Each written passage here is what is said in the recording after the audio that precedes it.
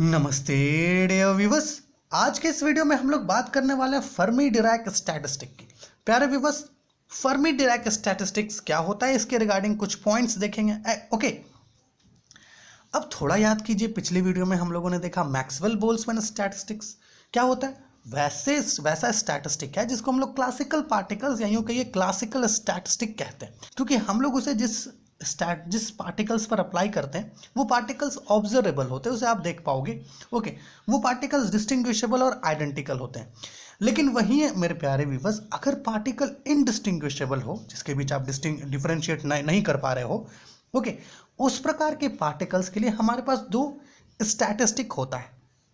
एक को हम लोग कहते हैं बोस आइंस्टाइन स्टैटिस्टिक, ओके, जिसमें लीडिंग रोल था सत्येंद्र नाथ बोस का, ओके, और दूसरा था फर्मी डिराक स्टैटिस्टिक। ओके, सो बोस आइंस्टाइन स्टैटिस्टिक को तो हम लोगों ने पिछली वीडियो में चर्चा किया है ना। अगर आपने नहीं देखा है तो प्लीज़ देखिए, लिंक आपको नीचे डिस्क्रिप्शन में मिल जाएगा। ओके, इस वीडियो में मेरे प्यारे व्यूअर्स फर्मी डिराक स्टैटिस्टिक की हम लोग चर्चा कर रहे हैं, और ये दोनों क्वांटम स्टैटिस्टिक पर अप्लीकेबल होता है। मतलब वैसे पार्टिकल्स पर जिनके बीच डिस्टिंग्विश करना थोड़ा मुश्किल हो जाता है, जैसे कि electron, proton, neutron, mesons, photons. Okay, इनको क्वांटम पार्टिकल्स कह सकते हो आप। ओके, सो चलिए फर्मी डिराक स्टैटिस्टिक्स पर कुछ चर्चा कर लेते हैं।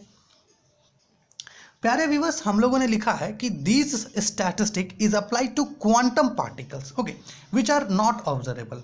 जैसा कि क्लासिकल पार्टिकल के लिए हम लोगों ने कहा कि भाई क्लासिकल पार्टिकल्स क्या हैं, जिनको आप ऑब्जर्व कर पाते हो, है ना। लेकिन क्वांटम पार्टिकल्स वैसे हैं जिनको आप ऑब्जर्व नहीं कर पा रहे हो, है ना। जैसे कि इलेक्ट्रॉन्स, प्रोटॉन्स, अब देखो ऑब्जर्व तो आप कर ही सकते हो अगर आप हाई लेवल का टूल्स का प्रयोग करोगे तो, बट हम लोग यहाँ पर नेकेड आई की बात कर रहे हैं। ओके, और क्वांटम पार्टिकल्स में भी ऐसे पार्टिकल्स जो आइडेंटिकल तो हो बट इनडिस्टिंग्विशेबल हो, अर्थात आप उनके बीच डिफरेंशिएट ना कर पाओ। ओके, तो इनडिस्टिंग्विशेबल पार्टिकल्स, है ना, आइडेंटिकल और इनडिस्टिंग्विशेबल पार्टिकल्स पर प्यारे व्यूअर्स बोस आइंस्टाइन स्टैटिस्टिक्स भी एप्लीकेबल होता है। ओके, बट वहां पर जो पार्टिकल्स थे उनका कुछ डिफरेंट प्रॉपर्टीज था और यहां पर कुछ डिफरेंट प्रॉपर्टीज है। ओके, सो उनकी थोड़ी चर्चा करेंगे। These statistic is applied to quantum particles, okay, which are not observable, which is identical but indistinguishable. Okay, जो identical तो है लेकिन इनके बीच हम लोग डिस्टिंग्विश नहीं कर सकते। ओके, जैसे कि, है ना, और ये जो पार्टिकल्स हैं इनका कुछ प्रॉपर्टीज, जैसे इन पार्टिकल्स का हाफ इंटीग्रल स्पिन होता है। हाफ इंटीग्रल स्पिन मतलब 1/2 या फिर -1/2।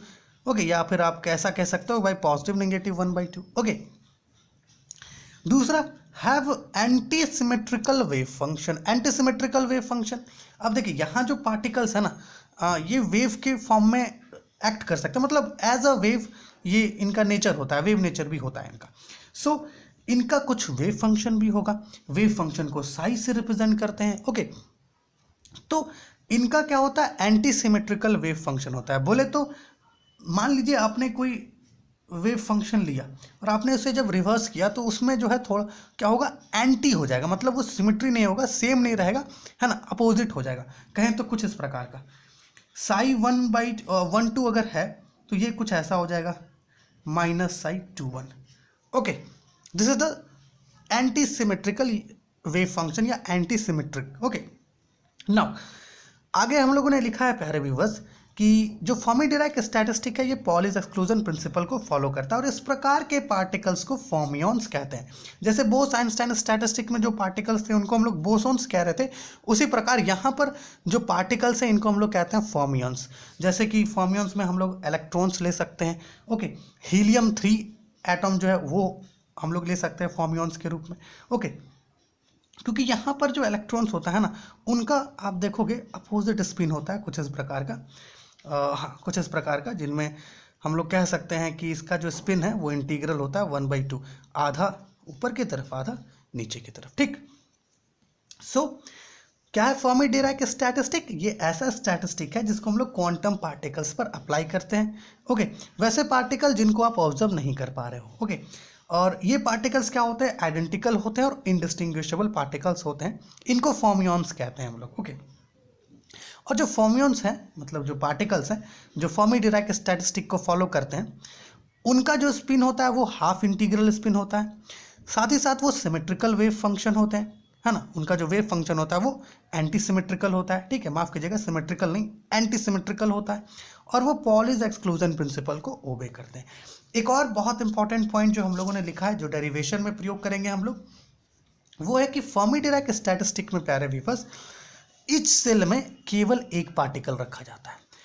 मैक्सवेल बोल्ट्जमैन में हम लोगों ने क्या देखा था कि हर एक सेल में आप अनलिमिटेड नंबर ऑफ पार्टिकल्स रख सकते हो। बोस-आइंस्टाइन स्टैटिस्टिक में हम लोगों ने क्या देखा था, वहां पर हम लोग अनलिमिटेड नंबर ऑफ पार्टिकल्स रख सकते हैं।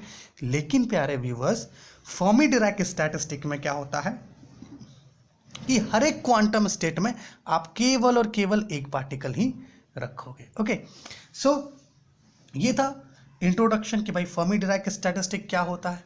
ओके, यहाँ पर जो पार्टिकल्स होते हैं वो किस प्रकार के होते हैं, इनका क्या प्रॉपर्टीज होता है। ओके, आने वाली वीडियो में प्यारे व्यूअर्स हम लोग क्या करेंगे, इसका जो डिस्ट्रीब्यूशन लॉ है उसको डिराइव करेंगे। ओके, सो इसके पहले हम लोगों ने डिस्कस किया है कि भाई मैक्सवेल बोल्ट्जमैन स्टैटिस्टिक क्या होता है, ओके, बोस-आइंस्टाइन स्टैटिस्टिक क्या होता है, ओके, और फर्मी-डिराक आपके सामने है। तो प्यारे व्यूअर्स उनको भी देखिए, उनका लिंक आपको नीचे डिस्क्रिप्शन में मिल जाएगा। और अगर आपको इसमें कुछ भी समझ में ना आया हो या कुछ डाउट है तो प्लीज़ कमेंट कीजिए, ताकि हम लोग आपका डाउट को क्लियर कर सकें। ओके, चलिए अगली वीडियो में मिलते हैं आपसे।